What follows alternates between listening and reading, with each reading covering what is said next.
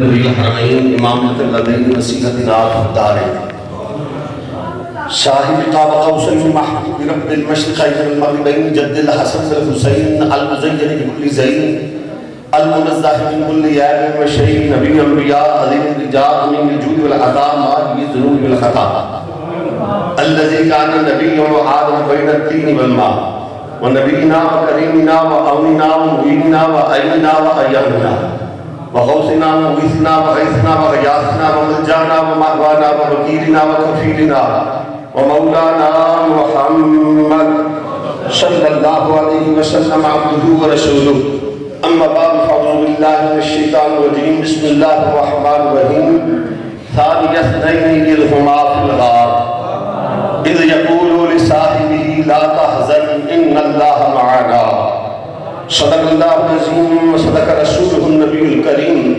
ونحن علی ذلک من الشاہدین والشاکرین والحمد للہ رب العالمین ان اللہ وملائکتہ یصلون علی النبی یا ایھا الذین آمنوا صلوا علیہ وسلموا تسلیما درود پاک آواز بلند الصلاۃ والسلام علیکہ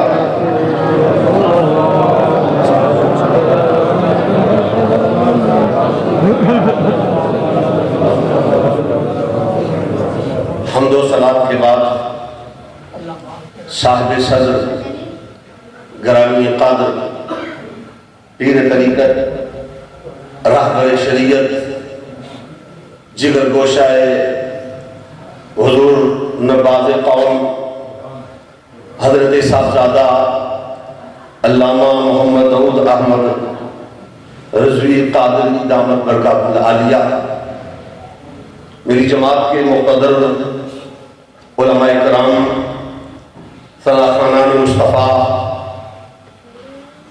مہمانان ذی وقار، برادران اہل سنت، ادب خوردگان نگاہ محبت، ادا شناسان مزاج نبوت و شان صداقت، بحمدہ تعالیٰ آج جانشین حضور مفتی قبلہ مفتی صاحب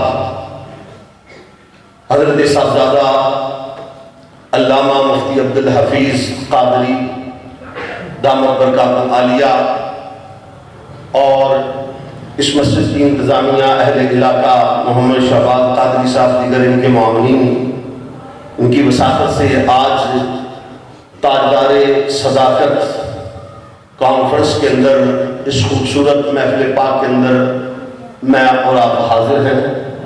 مجھ سے قبل قبلہ صاحبزادہ صاحب نے انتہائی پرمغز اور بہترین ایک پیغام بھی آپ کو دیا، اور خلیفہ اول بلا فصل حضرت سیدنا صدیق اکبر رضی اللہ تعالیٰ عنہ کی بارگاہ کے اندر محبت و عقیدت کے پھول آپ نے نشاور فرمائے۔ جناب محترم محمد بلال چشتی صاحب نے اور دیگر احباب نے نذرانے عقیدت پیش کیا۔ میں بھی انتہائی اختصار کے ساتھ ایک دو باتیں عرض کروں گا۔ اللہ تبارک و تعالیٰ کی بارگاہ میں اللہ تعالیٰ حق بیان کرنے کی توفیق عطا فرمائے۔ توجہ سے سماعت فرمائیں گے تو انشاءاللہ تعالیٰ ایمان کو تازگی ملے گی، روح کو بالغی ملے گی، اور دلوں میں عشق مصطفیٰ کے سمندر موجے ماریں گے۔ حضرت ذی وقار حضرت سیدنا صدیق اکبر رضی اللہ تعالیٰ عنہ، آپ خلیفہ اول بلا فاصل، نام نامی اسم گرامی عبداللہ، والد کا نام ابو قحافہ، کنیت ابو بکر، لقب صدیق اور عتیق۔ عتیق کا معنی آزاد، جہنم سے آزاد، عتق من النار۔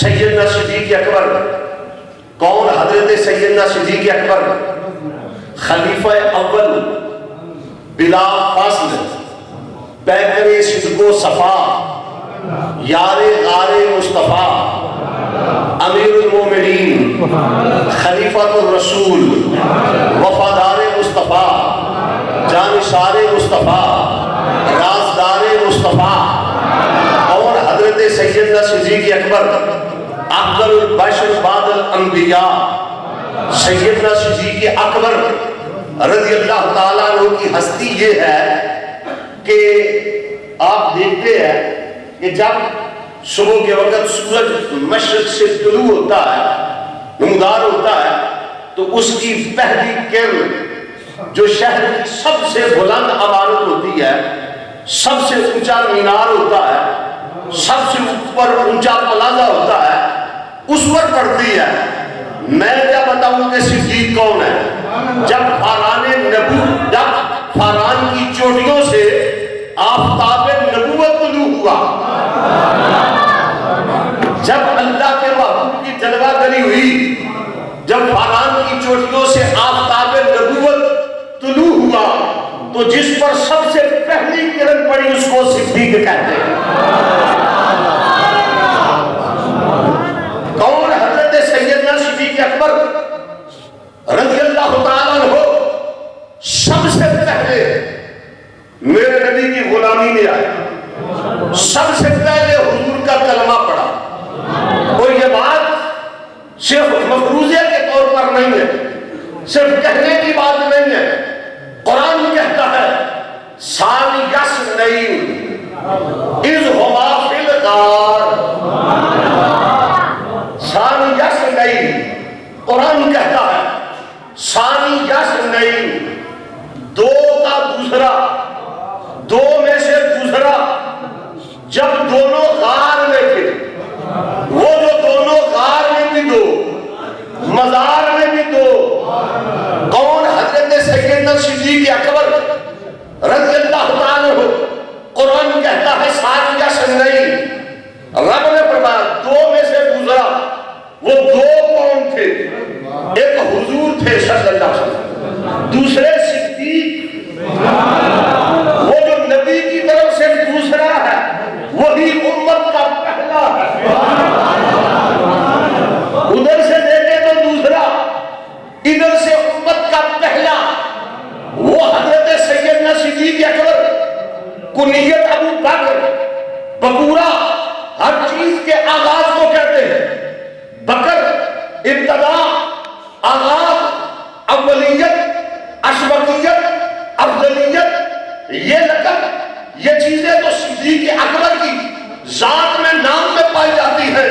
کون؟ حضرت سیدنا صدیق اکبر رضی اللہ تعالیٰ عنہ۔ سنیے حضرات، شجر اسلام کا سب سے پہلا تیار ہونے والا پھل کون؟ صدیق اکبر، آفتاب نبوت کی پہلی درشندہ شعاع، شمع رسالت کی پہلی تابندہ کرن، کون؟ صدیق اکبر۔ کون؟ صدیق اکبر، آفتاب نبوت کی پہلی درشندہ شعاع، کون؟ صدیق اکبر، اس امت کے پہلے خطیب، اس امت کے پہلے مبلغ، پہلے کون؟ صدیق، پہلا مومن، پہلا مبلغ، پہلے خطیب، پہلا امام، پہلا خلیفہ، پہلا امیر، پہلا پیر، پہلا پیر۔ یہ فضیلت سیدنا صدیق اکبر رضی اللہ تعالیٰ عنہ کے حصے میں آئی۔ جتنے سے آبا ہے، جتنے سے آبا ہے اس پوری امت میں، یہ اعزاز سیدنا صدیق اکبر کو حاصل ہے رضی اللہ تعالیٰ عنہ، کہ جنہوں نے اپنا ہاتھ کملی والے کے ہاتھ میں دیا، پھر کسی کے ہاتھ میں نہیں دیا۔ یہ فضیلت سیدنا صدیق اکبر کے ہاتھ میں ہے۔ سارے صحابہ سیدنا ابو بکر صدیق کے مرید ہیں، اور ابو بکر اس امت کا پہلا پیر ہے۔ سبحان اللہ، سبحان اللہ۔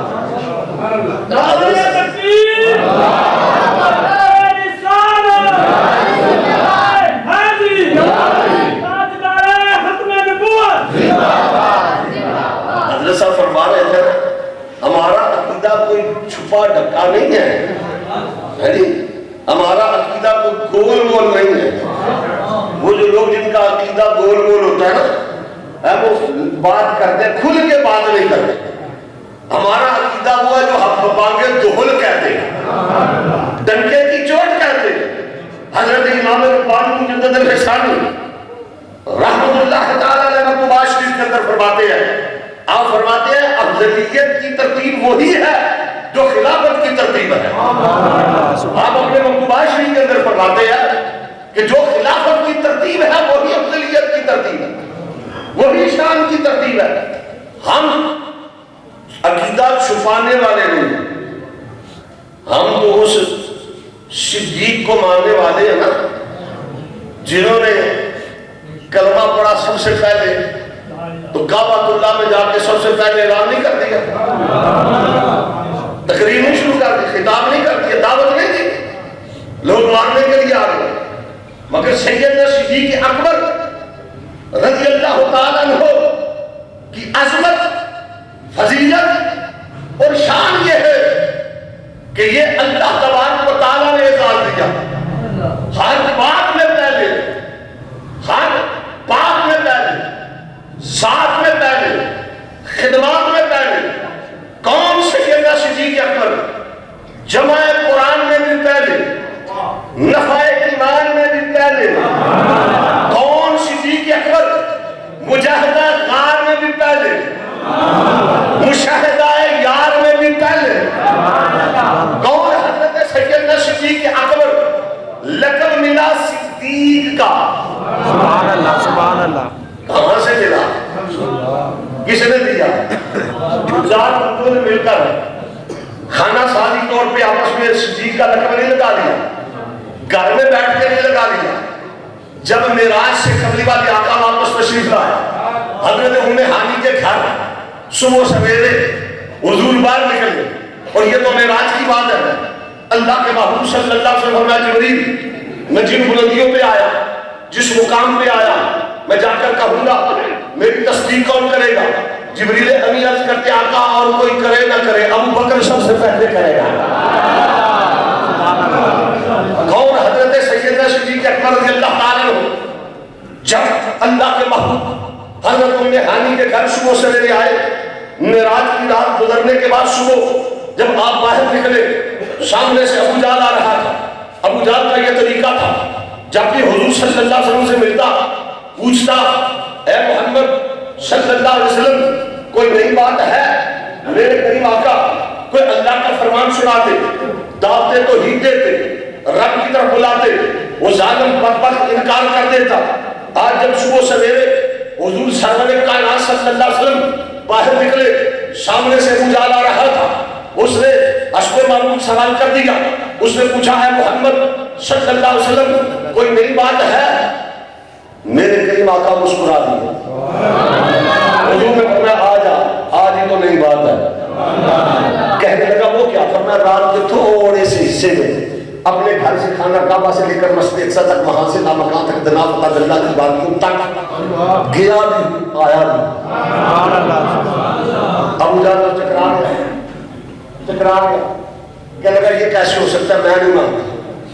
حضور نے فرمایا نہ مان تیری قسمت. قسمت کی بات ہوتی ہے نا، قدر کی بات ہوتی ہے. حضور آگے تشریف لے گئے. ابو جہل جو تھا نا، علماء سے پوچھ لے اس کو اپنے حکم کہتے تھے. یہ کوئی ان پڑھ جاہل نہیں تھا، بظاہر اس کو بڑا عقل مند تصور کیا جاتا تھا. لوگ اس سے فیصلے کرواتے تھے. یہ اپنے قبیلے کا سردار تھا، اپنے قبیلے میں بڑا اعلیٰ مقام اس کا سمجھا جاتا تھا. عقل بڑی تھی مگر عشق والا خانہ ہی نہیں تھا. بعض کا تو خانہ خراب ہوتا ہے نا، اس کا تھا ہی نہیں. جب اللہ کے محبوب سرور کائنات صلی اللہ علیہ وسلم فرمایا تو یہ عقل کے ترازو پر مقام مصطفیٰ کو تولنے لگا. جن کے پاس عقل ہوتی ہے نا وہ عظمت مصطفیٰ کو عقل کے ترازو پہ تولتے ہیں. یہ کیسے ہو گیا، یہ کس طرح ہو گیا، یہ ہو نہیں سکتا، اتنا علم کیسے دے دیا، یہ کیسے ہو گیا، یہ کیسے ہو گیا. لیکن یاد رکھو جب بات کملی والے آقا کی آ جائے نا عظمت کی، وہاں عقل کے گھوڑے نظر آنا. عقل قربان کن بے پیش مصطفیٰ. حضور کی بارگاہ میں عقل کو قربان کر دو. اقبال کہتا ہے عقل اچھی شے ہے، عقل رکھو اپنے پاس، مگر اقبال کو بھی سن لو. کون اقبال؟ مرد کلندر اقبال، درویش لاہور اقبال. ذرا کھل کے بولو سبحان اللہ. آپ کو اقبال کا تعارف کرانے لگا ہوں. اقبال کون تھا؟ مرد کلندر اقبال، درویش لاہور اقبال، فیصل مشرق اقبال، نقاد مغرب اقبال، مرید پیر رونی اقبال، کشتہ عشق ملا جانے اقبال، نقشبندی قادری چشتی اقبال. ارے کون اقبال؟ میرے نبی کا عاشق اقبال. کون اقبال؟ امام ابو الحق کے شہر میں پیدا ہونے والا اقبال، وہ داتا کے قدموں میں سو جانے والا اقبال. اقبال کہتا ہے عقل عیار ہے سو بھیش بنا لیتی ہے، عشق بیچارہ نہ ظاہر و ملا نہ حکیم. اور کبھی اقبال کہتا ہے عقل ڈرتی ہے ہمیشہ گردش ایام سے، عشق کی منزل پرے ہے چرخ نیلی فام سے. اور حضرت سلطان باہو بولے میں ہوش مطلب سب برے برے رہے تے عاشق جان اگیرے ہوں، اور جس منزل تے عشق پہنچاوے اتنے حوصلہ پر دیتے رہے. عقل والوں کے پاس لحاظوں کے جنون عشق والے ہیں تو ہر چیز لوٹا دیتے ہیں. اور کبھی اقبال مشورہ دیتا ہے، اے امت مسلمہ سن، میں تجھے ایک مشورہ دیتا ہوں. ہم نے پوچھا اقبال تو کیا کہتا ہے؟ اقبال کہتا ہے سن میرا مشورہ یہ ہے کہ عقل کو تنقید سے فرصت نہیں، عشق پر ایمان کی بنیاد رکھ.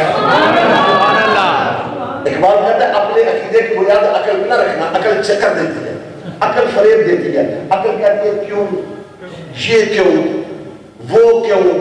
عقل کیوں کرتی ہے، عشق کے محکمے میں کیوں نہیں.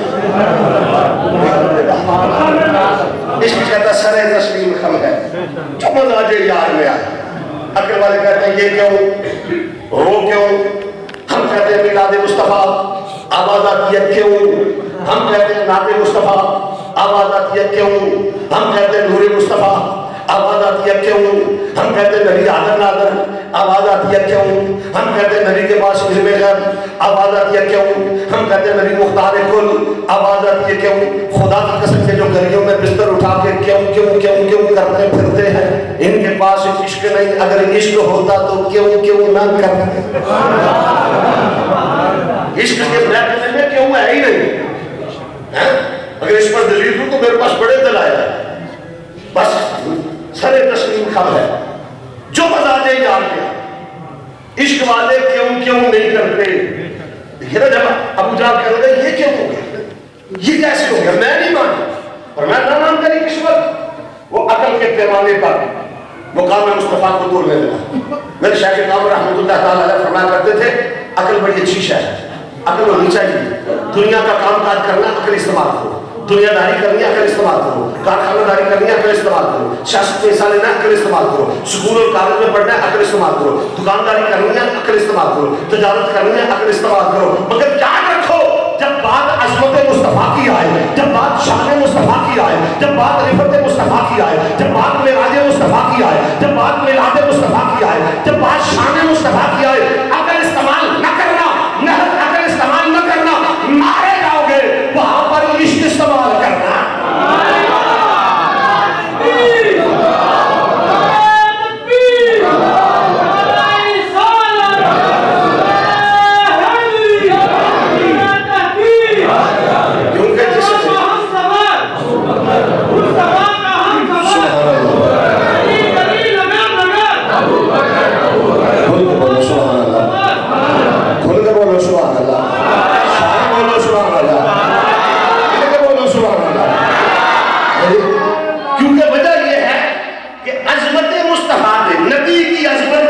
نبی کے آگے جس نے عقل پیش کی وہ ابو جہل ہو گیا، جس نے عشق پیش کیا وہ ابو بکر ہو گیا. ابو جہل عقل کے ترازو پہ تولنے لگا. یہ کیسے ہو؟ نہیں ہو سکتا، میں نہیں مانتا، دل نہیں مانتا. کوئی کیسے جا سکتا؟ خانہ کعبہ سے مسجد اقصی تک، پھر لا مکان تک، رات کے قریب سے حضور آگے گزر گئے. ابو جہل کے ذہن میں خیال آیا کہ چلو اس بات کا ڈنڈورا پیٹنا چاہیے، یہ بات لوگوں کو بتانی چاہیے. چونکہ یہ بات عقل میں آنے والی نہیں، لہذا کوئی بھی عقل والا اس کو تسلیم نہیں کرے گا، انکار کر دے گا. اس کے ذہن میں یہ بات ہے سب سے پہلے تو اس نبی کا کلمہ پڑھنا ابو بکر نے. تو میں ابو بکر کے پاس چلتا ہوں رضی اللہ تعالیٰ عنہ. جب یہ بات کہوں گا تو چونکہ یہ بات عقل میں آنے والی ہے، ابو بکر بھی انکار کر دے گا، معاملہ ختم ہو جائے گا. اب توجہ، ابو جہل آیا ابو بکر کے پاس، کانٹا آیا پھول کے پاس، بدبخت آیا خوش بخت کے پاس، جہنمی آیا جنتی کے پاس، صدیق آیا صدیق کے پاس، بلکہ یوں کہہ لو عقل آئی عشق کے پاس. عقل آئی،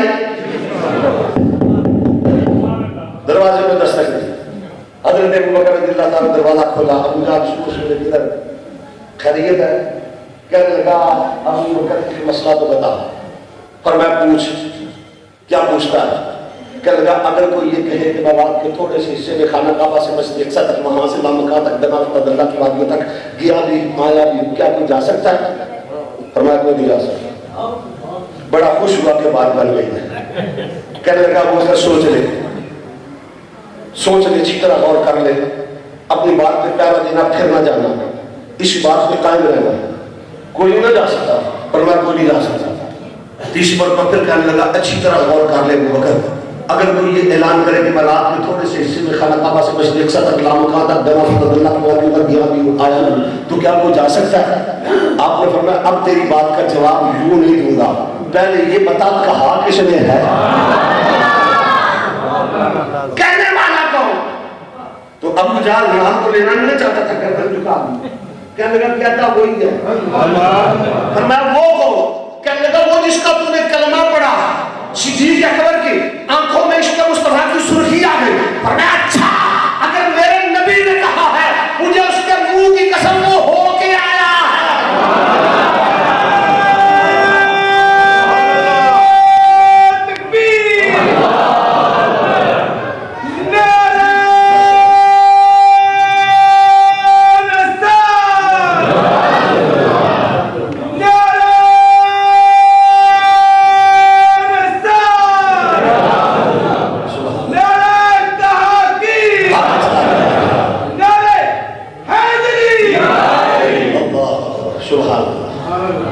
سمجھ آ رہی ہے بات؟ اب ابو جہل ایک مرتبہ پھر چکرا گیا. کہنے لگا ابو جہل ابو بکر یہ کیا بھی تو نے کہا تھا کوئی نہیں جا سکتا، اب تو کہتا ہو کے آیا ہو کے آیا. فرمایا ہاں میں نے یہ کہا تھا کوئی نہیں جا سکتا، میں اب بھی کہتا ہوں کوئی نہیں جا سکتا، مگر ہوش کر جس کی بات تو کر رہا ہے وہ کوئی تو نہیں ہے. وہ کوئی ہے، وہ جا بھی سکتا ہے. اس پر میں کہتا ہوں علماء کثیر تعداد میں تشریف فرمایا، حضرت علامہ غلام سرور قادری نجوی صاحب نے شاہ صاحب نے تشریف فرمایا، دیگر علماء اکرام عبدالحمید قادری صاحب بھی ہیں. لیکن میں ایک بات کہنا چاہتا ہوں، آج کے دور میں جب ہم بات کرتے ہیں نا، بات کرتے ہیں جب ہم کوئی حدیث سناتے ہیں تو ادھر سے آواز آتی ہے حدیث ضعیف ہے، حدیث ہے. اب بات پتہ کیا ہے، انہوں نے اپنی قوم کی تربیت اس طرح کی ہے، فنی اعتبار سے وہ حدیث کو ضعیف نہیں کہتے، وہ فکری اعتبار سے ضعیف کہتے. انہوں نے فکر یہ دی ہے اپنی قوم کو کہ نبی کی عظمت کی جو بات کیا ہے وہ حدیث ضعیف ہے. ان بیچارے گلی کوچوں میں پھرنے والوں کو کیا پتا کہ حدیث کیا ہوتی ہے، حدیث ضعیف کون سی ہوتی ہے، اس کی تعریف کیا. بس انہوں نے فکر دے دی ہے کہ نبی کی عظمت کی جو بات سنو کہہ دو کہ ضعیف ہے، قرآن کی جو آیت ہے کہہ دو معنی غلط ہے، ترجمہ غلط ہے، یا کہہ دو منسوخ ہے. حدیث کی بات ہو کہہ دو کہ حدیث ضعیف ہے. ہمارے بڑے شاہ کامل فرمایا کرتے تھے حدیث ضعیف نہیں، ان کا اپنا ایمان ضعیف ہے. کہتے نبی کی حدیثوں کو ضعیف ہے. حدیث ضعیف نہیں ہوتی، ذوق تو راوی میں ہوتا ہے. ذوق حدیث میں نہیں ہوتا، راوی میں ذوق ہوتا ہے اور حدیث ضعیف ہوتی ہے. سمجھ آ رہی ہے بات؟ میں ایک مسئلہ ان علماء کی موجودگی میں، حضرت کی موجودگی میں عرض کرنا چاہتا ہوں. اپنے فکر کو بیان کرو. انہیں کوئی پتہ نہیں حدیث کا، انہوں نے فکر یہ دے دی کہ کہہ دو حدیث ضعیف ہے، حدیث ضعیف ہے. حدیث ضعیف نہیں ہوتی، راوی ضعیف ہوتا. اب مجھے یہ بتاؤ، واقعہ معراج حضرت سیدنا ابوبکر صدیق رضی اللہ تعالیٰ عنہ نے ابھی کملی والے آقا سے خود نہیں سنا، راوی کے ذریعے سنا.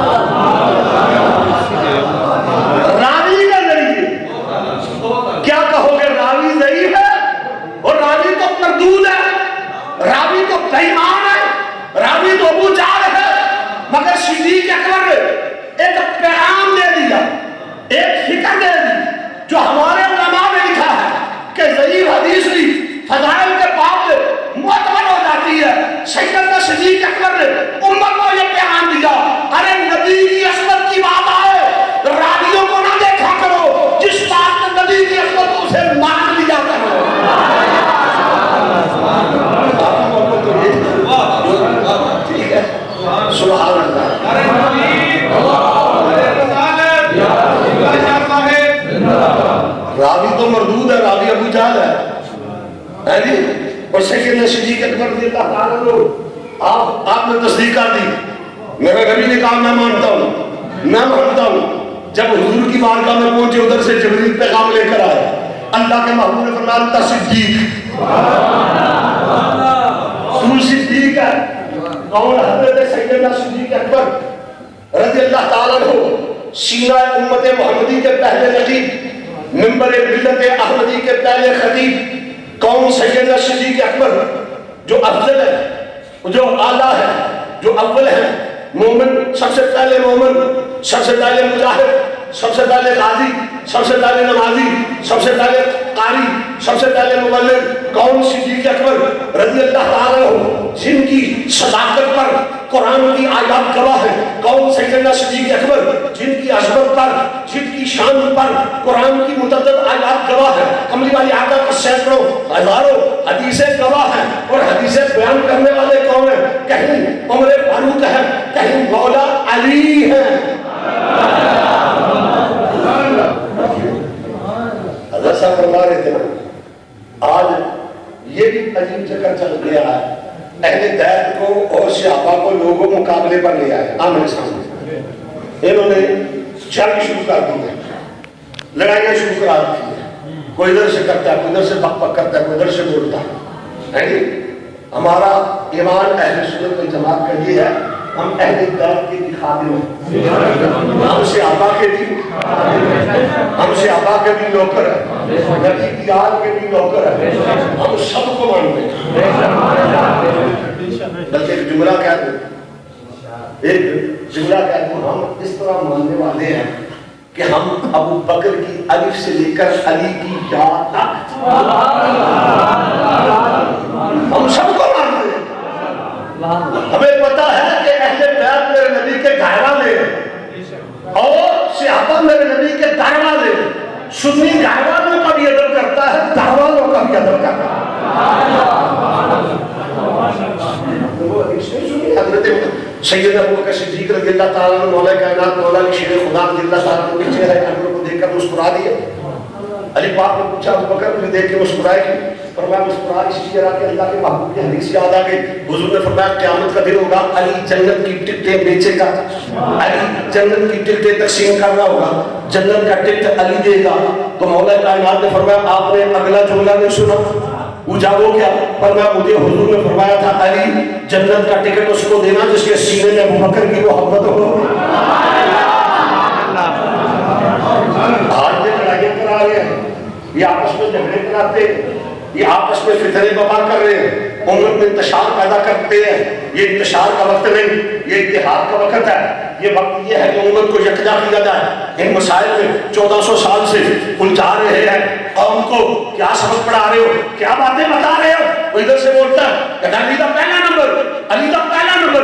نہ تو بٹباک تو ہوتا کون ہے نمبر دینے والا؟ نمبر یا خدا دیتا ہے یا مصطفیٰ دیتا ہے؟ یہ کس نے اختیار دے دیا تو نمبر دیتا پھر ہے؟ نمبر تو امتحان میں منتخب دیتا ہے نا. تجھے کس نے بنا دیا نمبر دینے والا؟ تو نمبر دیتا ہے. جس کا نمبر تھا وہ لے لیا, خدا نے دے دیا, مصطفیٰ نے دے دیا. مروا بابا کا خان مسلی بن ناس, نمبر تو مل گیا. نہیں سمجھے بات ہے؟ کہو سبحان اللہ. نمبر تو مل گیا, تم کون نمبر دینے والا؟ اللہ اکبر. کسی نے حضرت امام زین العابدین رضی اللہ تعالیٰ سے پوچھا تھا کہ ابو بکر اور عمر کا مرتبہ کیا ہے؟ فرمایا سوال کرنے والے مجھ سے نہ پوچھ کہ ابو بکر اور عمر کا مرتبہ کیا ہے, جا میرے نانے کے روزے کا دروازہ کھول کے دونوں کا مرتبہ دیکھ لے. جو نبی کے پہلو میں لیٹے ہوئے ان کا مرتبہ پوچھتا ہے کیا؟ کیا مقدر ہے صدیق و فاروق کا جن کا گھر رحمتوں کے خزینے میں. کون؟ حضرت سیدنا صدیق اکبر رضی اللہ تعالیٰ عنہ. جب اسلام کو ضرورت پڑی ماں لگا صدیق اکبر کا. کون؟ سیدنا صدیق اکبر رضی اللہ تعالیٰ عنہ. عشق کی دنیا میں مفتی عشق سیدنا صدیق اکبر رضی اللہ تعالیٰ عنہ کی ذات ہے. کون؟ حضرت سیدنا صدیق اکبر رضی اللہ تعالیٰ عنہ. رب ذوالجلال کی قسم اٹھا کے کہتا ہوں, اللہ کے محبوب نے فرمایا میرے سب صحابہ رب تک پہنچے ہیں, مگر جس رستے سے ابو بکر پہنچا ہے وہ رستہ کوئی اور ہے. وہ کون سا رستہ ہے؟ وہ لمبی نمازوں کا نہیں, وہ تہجد کا نہیں, وہ وظائف کا نہیں. وہ رستہ کون سا ہے؟ وہ رستہ عشق کا رستہ ہے. حضرت صاحب فرما رہے تھے نا وہ حدیث مبارکہ کہ اللہ کے محبوب صلی اللہ علیہ وسلم فرمایا عمر کی ساری زندگی کی نیکیاں ایک طرف ابو بکر کی غار والی نیکی ہے. یہاں میں سوال کرنا چاہوں گا, پوچھوں گا کہ وہ حضرت ابو بکر صدیق رضی اللہ تعالیٰ عنہ غار میں وہ کون سی نیکی کرتے رہے, کتنی نمازیں پڑھی, کتنے روزے رکھے, کتنے حج کیے, کتنی زکاتیں دی, کتنا جہاد کیا. اگر دیکھو کہ حضرت سیدنا صدیق اکبر رضی اللہ تعالیٰ نے مال لٹایا تو بڑے بڑے مال لٹانے والے صحابہ موجود ہیں, بڑے بڑے سخاوت والے موجود ہیں. اگر کہو نمازیں پڑھی تو بڑے بڑے نمازی موجود ہیں, بڑے بڑے تہجد گزار موجود ہیں. اگر کہو قرآن کی تلاوت کی تو بڑے بڑے قرآن کے قاری موجود ہیں. اگر کہو کہ جہاد کیا تو بڑے بڑے مجاہد, بڑے بڑے غازی موجود ہیں. مگر وہ صدیق اکبر کی وہ نیکی جو غار والی ہے, سبحان اللہ سبحان اللہ, وہ کیا تھی؟ وہ بس چہرہ مصطفیٰ کا دیدار, عشق عشق کرم دا قطرہ ازلی تے میں دے وسناہی, اکنا لردے ہتھنا آوے اکنا دے بجرانی. اقبال کہتا ہے عشق کی ایک ہی جست نے کر دیا قصہ تمام, اس زمین و آسمان کو دیکھ کر سمجھا تھا میں حضرات یہ عشق کی جو معنی بڑی عجیب شے ہے. یہ عشق ہے, یہ محبت ہے. سیدنا صدیق اکبر رضی اللہ تعالیٰ عنہ کو اللہ کے حضرت سیدنا صدیق اکبر فنا فی ذات رسول تھے. بالکل کامل طور پر فنائیت تامہ آپ کو مل چکی, فنائیت تامہ آپ کو حاصل کی. دیکھو نا جتنی عمر اللہ کے محبوبزاری حیات 63 برس, سیدنا صدیق اکبر رضی اللہ تعالیٰ عنہ کی عمر مبارک کی 63 برس. حضرت حضور سرور کائنات صلی اللہ علیہ وسلم کا مثال ہوا تو پیر کے دن کا, سیدنا صدیق اکبر کا مثال بھی پیر کے دن کا. حضور سرور کائنات صلی اللہ علیہ وسلم اپنے مثال سے 12 دن آپ پر بخار رہا, علی رہے. سیدنا صدیق اکبر بھی 15 دن علی رہے, سیدنا صدیق اکبر بھی 15 دن علی رہے. اللہ کے محبوب سرور کائنات صلی اللہ علیہ وسلم کے آخری دنوں میں فرمایا مجھے دماغ کی ضرورت نہیں ہے, میرے طبیب نے مجھے دیکھ لیا. سیدنا صدیق اکبر نے یہ فرمایا مجھے دماغ کی ضرورت نہیں ہے, میرے طبیب نے مجھے دیکھ لیا. سیدنا صدیق اکبر رضی اللہ تعالیٰ عنہ حضور کے ساتھ ایسا والہانہ پن, ایسا عشق, ایسی محبت سیدنا صدیق اکبر رضی اللہ تعالیٰ کو ملی جو مقام آپ کو ملا کائنات میں کسی کے حصے میں, کسی کے حصے میں. سیدنا صدیق اکبر رضی اللہ تعالیٰ کی عظمت اور فضیلت کیا ہے؟ بس ایک دو جملے, ایک دو باتیں عرض کرنا چاہتا ہوں. مال لگا صدیق کا, ساری زندگی مال لٹاتے رہے, مال لٹاتے رہے, مال لٹاتے رہے. وہ جو فرمایا نا کہ عمر کی ساری زندگی کی نیکیاں ایک طرف, ابو بکر کی ایک غار والی کو شمار نہیں کیا جا سکتا. دنیا کے کیلکولیٹر میں کہتا ہوں لے آؤ, جب سارے کمپیوٹر لے آؤ اور ابو بکر کی نیکیاں شمار کرنا شروع کر دو, دیکھیں لو خدا کی قسم زندگی ختم ہو جائے گی, ابو بکر کی نیکیاں ختم نہیں ہوں گی, شمار نہیں کر سکتے. اس کی وجہ یہ کہ مال لگا صدیق اکبر رضی اللہ تعالیٰ, جو آپ سنتے ہیں گھر کا سارا مال دے دیا, سویدہ کابینہ رکھا اور کہا کہ گھر میں اللہ اس کا رسول کافی ہے, گھر میں اللہ کا رسول کافی ہے, مجھے نہیں کسی کی عادت. یہ کئی مرتبہ سیدنا صدیق اکبر نے کیا. لیکن جو بات میں ذکر کرنے لگا, جب مکہ سے فرما کے مدینہ طیبہ ہے, مشرق نبی کی زمین خریدنے لگے تو مال کس نے دیا؟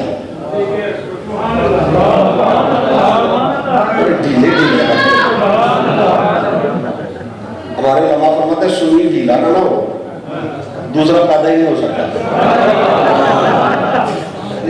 یہ آپ کے ڈھیلے پان میں بھی صدقے جاؤ, آپ کی سبحان اللہ میں بھی باری باری جاؤ,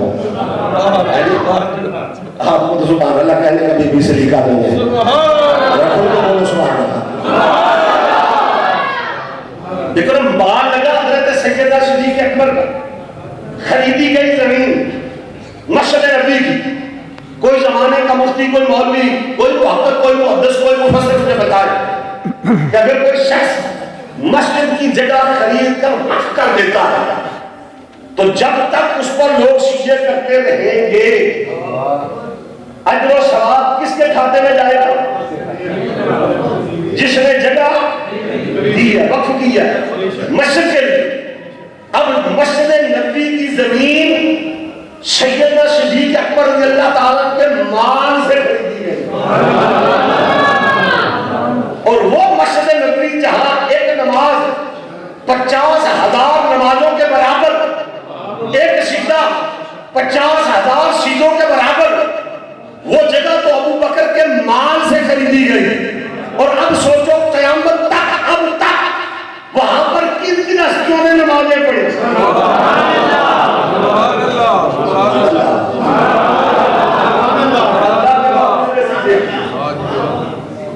وہ ابو بکر کے مال سے خریدی گئی ہے.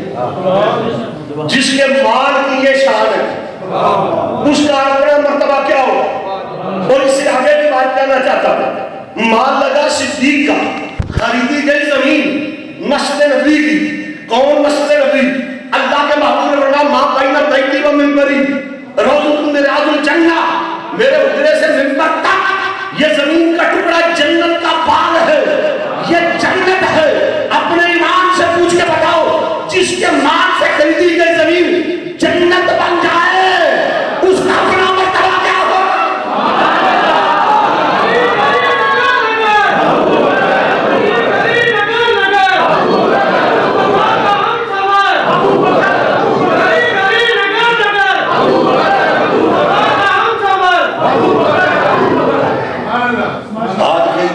کہتے پھرتے ابو بکر جنت میں نہیں جائے گا, عمر جنت میں نہیں جائے گا. اسے تو اپنی فکر کر تو کہاں جائے گا.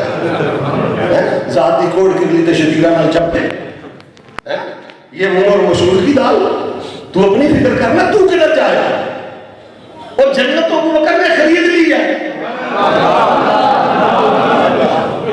جنت میں تو ابو بکر کا قبضہ ہے, وہاں تو ابو بکر اور عمر کے ماننے والے جائیں گے. کیا مقدر ہے صدیق و فاروق کا جن کا گھر رحمتوں کے خزینے میں. کوئی مصطفیٰ میں لیتے ہیں ان کا مرتبہ پوچھتا ہے کیا, ان کے بارے میں بک بک کرتا پھرتا. فیس بک پہ آ گئے, میں نے حضرت جمعے پر ایک بات کہی, وہ جملہ میں چاہتا ہوں علماء کی موجودگی میں پھر کہنا چاہتا ہوں بھائی علماء کی موجودگی میں. تاریخ الخلفاء کتاب کا نام ہے, اس میں لکھا ہوا ہے صحابہ کرام کا کہ کون سے سیاسی کو کس شہر میں ملکا تھا, کس شہر میں ملکا تھا, کس شہر میں ملکا تھا.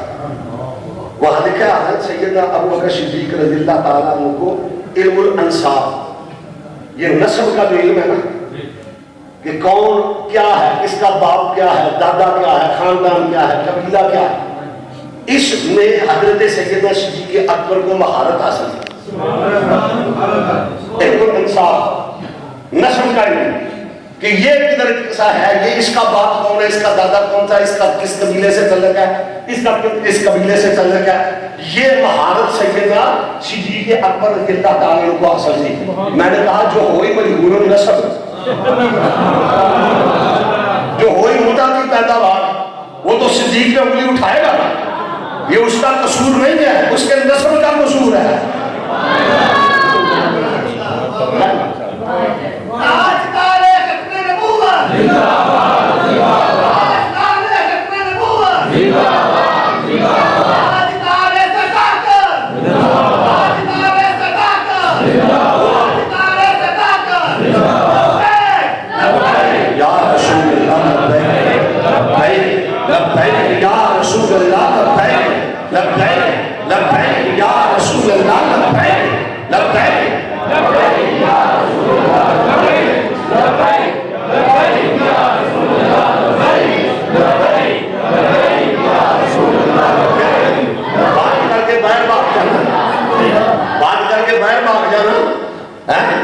اگر کوئی باپ دادا تھا تو کھڑے ہوتے نا, پھر رہتے کیا پر پتا چلتا کہ صدیق اکبر کے ماننے والے تو عاشق کیا کرتے ہیں.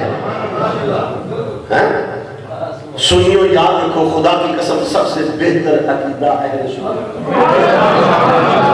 سچا سچا جس طرح سے مرضی دیتے حق عقیدہ, سچا عقیدہ, بزرگان دین کا عقیدہ, داتا علی اجمیری والا عقیدہ, خواجہ اجمیری والا عقیدہ, مجدد الفسانی والا عقیدہ, بابا الحق سکریہ مردانی والا عقیدہ, بابا فرید والا عقیدہ, پیر مہر علی والا عقیدہ, اعلیٰ حضرت فاضل بریلوی والا عقیدہ.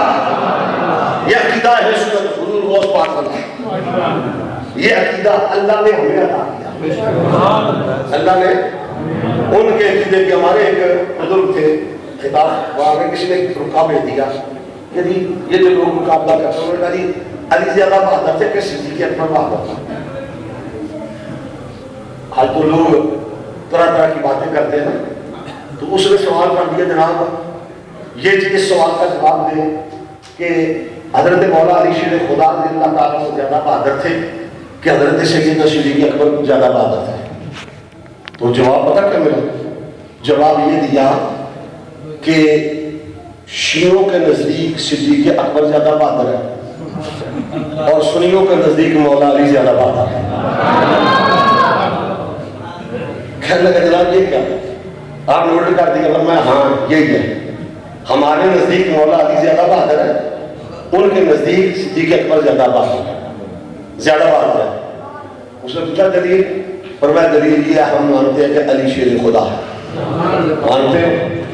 جو مانتا ہوں کھل کے بولے. ہمارا ایمان ہے علی شیر خدا ہے, حیدر کرار ہے, لا فرار ہے, قاتل مرب ہے, قاتل عبد بن عبد بود ہے, فاتح خیبر ہے. ہمارا ایمان ہے شاہ مردہ, شیر جزدہ, قوت پروردگار, لا فتح الا علی, لا سیف الا ذوالفقار.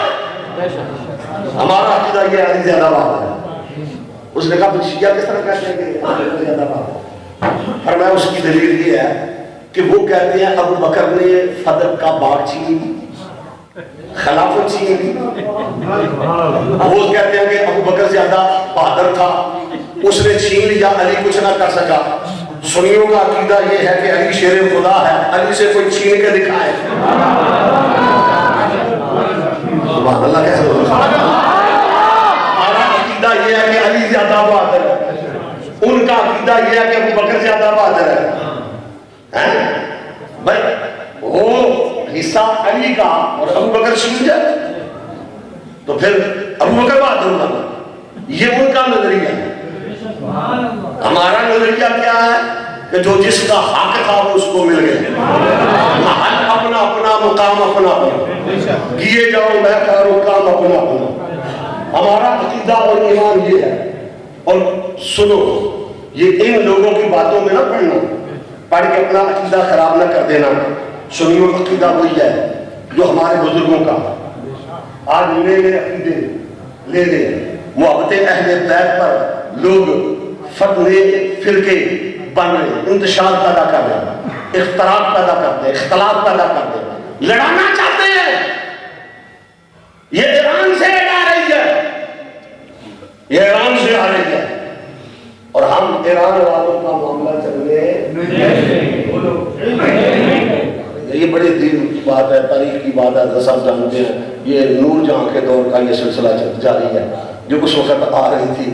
اور اب تو ماشاءاللہ میں نے وہ 5 فروری کو یہ بات کہی تھی. میں نے کہا کہ یہ بات سن لو, ہمیں برداشت نہیں ہے, چاہے ایران کا سفیر ہو, چاہے فرانس کا سفیر ہو, یا ایران کا کوئی خنزیر ہو. پاکستان میں اس کے لیے کوئی جگہ مقام. یہ نبی کے غلاموں کا ملک ہے, یہ یا رسول اللہ کہنے والوں کا ملک ہے. انہوں نے کیا یہ باتیں بنا رہے, جس کے منہ میں جو آتا کیا دیتا. حضرت سیدنا صدیق اکبر رضی اللہ تعالیٰ عنہ کی عصمت, فضیلت, بزرگی تسلیم کرنا پڑے گی. حضرات میں اپنی گفتگو کو سمیٹ رہا ہوں, میں اختصار کی طرف آ رہا ہوں, اختتام کی طرف آ رہا ہوں.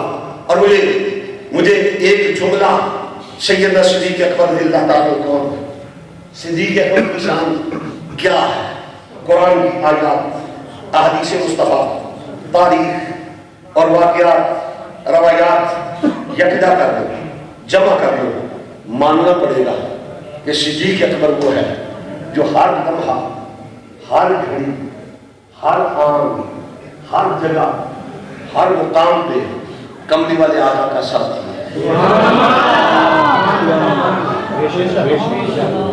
تو ساتھی کس کو بنایا جاتا ہے؟ جس پر اعتبار ہو, جس پر اعتبار ہو. باتیں تو بڑی ہے کرنے کی, ٹھیک ہے, لیکن میں ایک بات کہنا چاہتا ہوں. وہ بات یہ ہے کہ اگر آپ دیکھیں گے, میرے شیخ کامل رحمۃ اللہ تعالیٰ علیہ ایک بات فرمایا کرتے تھے. آپ فرماتے تھے ہمارا ایمان ہے, ہمارا عقیدہ ہے کہ اللہ نے ہمارے نبی کا سایہ نہیں بنایا, رب نے ہمارے نبی کا سایہ نہیں بنایا, لیکن جو سایہ بن کے ساتھ رہا اسے صدیق کہتے ہیں.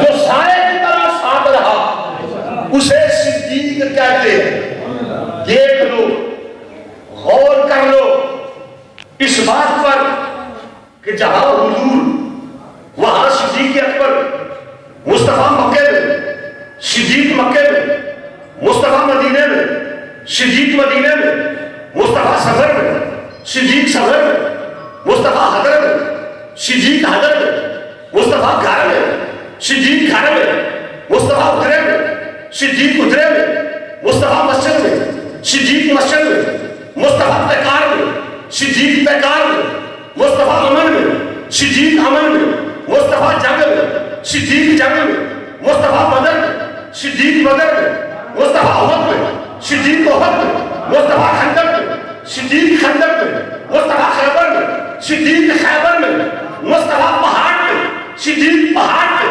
مصطفیٰ غار میں، صدیق غار میں، مصطفیٰ مزار میں، صدیق مزار میں۔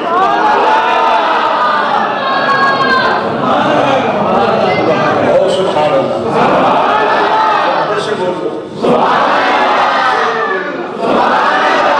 چشم تصور وہاں کر کے چلو، پورے ساتھ ساتھ چلو، ملک کے عرب ہے، عرب میں جنگل ہے، جنگل میں پہاڑ ہے، پہاڑ میں غار ہے، غار میں ایک یار ہے، اور یار بھی یارے غار ہے، چھپ رہی ہے شوخیاں دکھتا ہی نہیں بعد میں، جاگ رہے ہیں پاسباں یار ہے خواب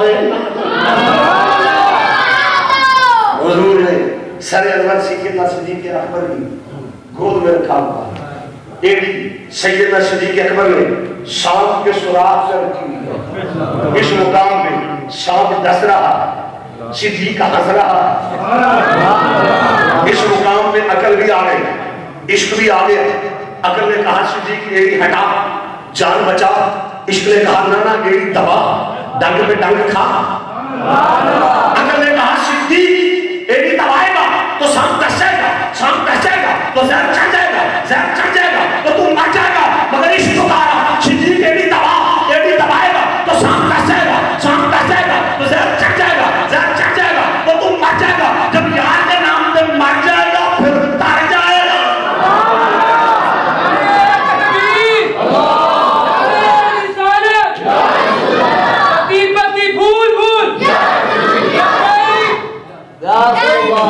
سبحان اللہ کہو سبحان اللہ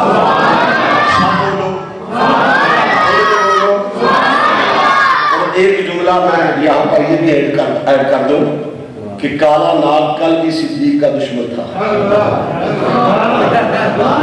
آج بھی صدیق کا دشمن کیونکہ ناگ کا کام ہی ڈسنا ہے وہ ڈس رہا تھا ابو بکر نے کہا مجھے تیرے ڈسنے کی فکر نہیں اگر تیرے پاس زہر ہے میری گود میں تلیاق ہے تو صدیق کو کمرے والے نے اپنے پیر میں لٹا رکھا ہے سانپ جتنے بھی ٹنگ مارے وہ جو کرنا چاہتا ہے کرے صدیق پہ زہر اثر کر سکتا وہ اپنا آپ تباہ کرے گا خود ہی تھک کے ہار جائے گا صدیق اکبر کی استقامت کے سامنے کون کھڑا ہو سکتا ہے کون رہ سکتا ہے کون حضرت سیدنا صدیق اکبر رضی اللہ تعالیٰ عنہ اللہ کے محبوب سرور کائنات صلی اللہ علیہ وسلم کی عظمت جب حضور غار کے منہ پر کھڑے ہو گئے اور آپ نے فرمایا کہ ابو بکر اب کیا خیال ہے تو سیدنا صدیق اکبر رضی اللہ تعالیٰ نے عرض کی حضور آگے خطرہ ہے آپ کیا کر کے میں جاتا یار اس کو کہتے ہیں نا یار اس کو کہتے ہیں نا وہ جو کچھ موڑ کے ساتھی ہوتے ہیں ابو بکر موڑ کا ساتھی نہیں توڑ کا ساتھی یہ ایسا ساتھی ہے سان جشن نہیں دل بڑا دل بگار کا بھی ساتھی ہے مزار کا بھی ساتھی ہے ساتھ اس کو کہتے ہیں کوئی ساتھی ہوتے ہیں جو موڑ کے ساتھی ہوتے ہیں بھاگ جاتے ہیں مگر واہ ابو بکر تیری عصمت جب غار کا منہ آیا نا تو پہلے تم اٹھا کے کس طرح لیں گے اللہ کبھی پنجوں کے بالے کبھی ایڑیوں کے بالے ایسا وہ گانے سور کی زیارت کی وہاں پر جانے کا شرف حاصل ہوا وہ کیا اور بندہ سوچتا ہے کہ سیدنا صدیق اکبر کیسے چلے کیسے چلے وہ ایک ہمارے بزرگ عالم دین فرمایا کرتے تھے کہ یہ نہیں ہو سکتا کہ جہاں خواب بندہ نہیں چل سکتا ابو بکر کا حضور کو کندھوں پہ اٹھا کے لے جانا دو ہی باتیں ہیں یا کمری والے کا موزہ ہے یا ابو بکر کی کرامت ہے اب یہ بندہ تصور بھی نہیں کر سکتا کہ کیسے گئے پپا پہاڑ قدم نہیں لاتا تے سور پہاڑ تے چڑھیا جاتا وہ پیا جاتا یار نبی دا وہ جس دا دلدار نبی دا تے یار بھی یار ہے غار نبی دا جب غار ہے نا غار تو سیدنا صدیق اکبر کیا عرض کرتے ہیں حضور آپ ٹھہرے پہلے میں جاتا ہوں کیونکہ آگے خطرہ ہے، آگے خطرہ ہے، آپ ٹھہرے پہلے میں جاتا ہوں۔ حضور نے فرمایا ابو بکر کوئی بات نہیں، آج غار میں تم پہلے، کل مدار میں میں پہلے۔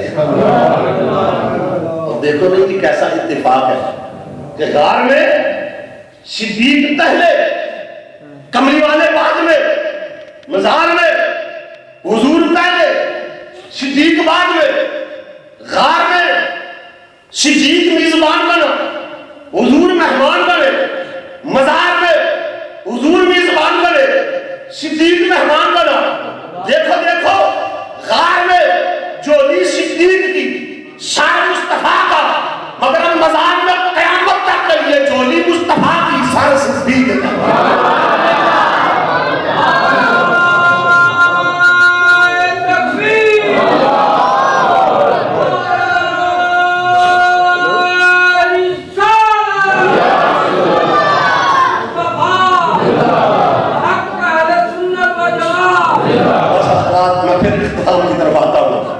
لیکن مجھے ایک جملہ حضور خطیب الاسلام شاہزادہ پیر سید فاضل حسن شاہ رحمۃ اللہ تعالی علیہ تاجدار عالم حاشی، آپ ایک جملہ فرمایا کرتے تھے، آپ فرماتے تھے سید بھی تھے اور نقشبندی بھی تھے، فرمایا کرتے تھے لوگوں دیکھو میں بیٹا علی کا ہوں مگر مرید صدیق کا ہوں۔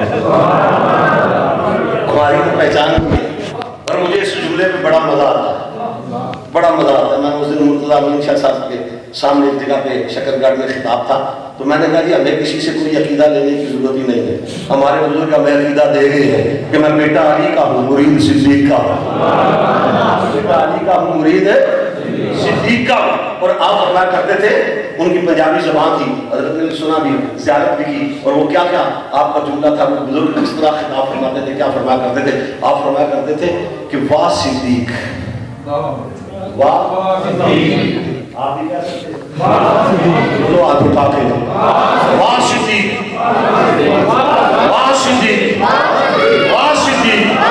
جب آپ اس موضوع پہ خطاب